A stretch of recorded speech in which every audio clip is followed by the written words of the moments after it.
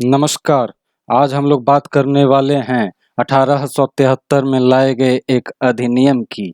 इस अधिनियम का कोई विशेष स्थान नहीं है, लेकिन फिर भी कंपनी के प्रशासन की दृष्टि से इसका महत्वपूर्ण स्थान है, क्योंकि इसके तहत ब्रिटिश सरकार को यह अधिकार दिया गया कि वह कंपनी को कभी भी भंग कर सके। कंपनी को भंग करने का जो अधिकार था वह इस अधिनियम के तहत ब्रिटिश सरकार को दिया गया।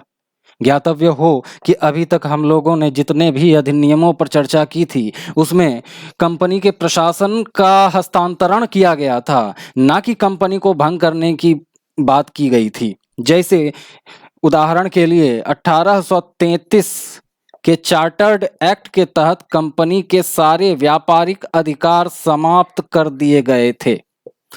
कंपनी का काम अब सिर्फ शासन करना रह गया था। 1853 के चार्टर्ड एक्ट के तहत यह प्रावधान लाया गया था कि कंपनी के प्रशासन को कभी भी ब्रिटिश सरकार अपने हाथों में ले सकने में सक्षम होगी।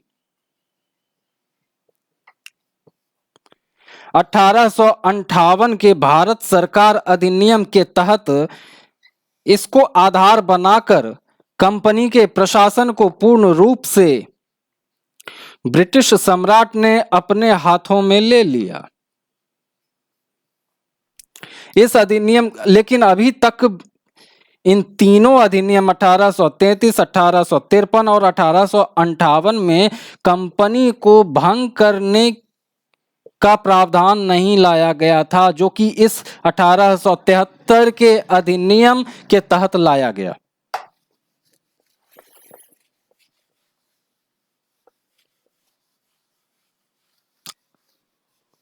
इसमें वर्णित प्रावधानों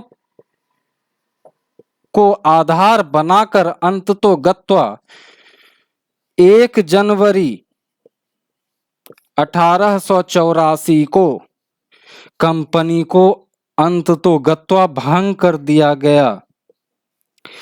जो कंपनी 31 दिसंबर 1600 को महारानी के अधिकार पत्र से आरंभ हुई थी, उसको इस अधिनियम के तहत 1 जनवरी 1884 को भंग कर दिया गया।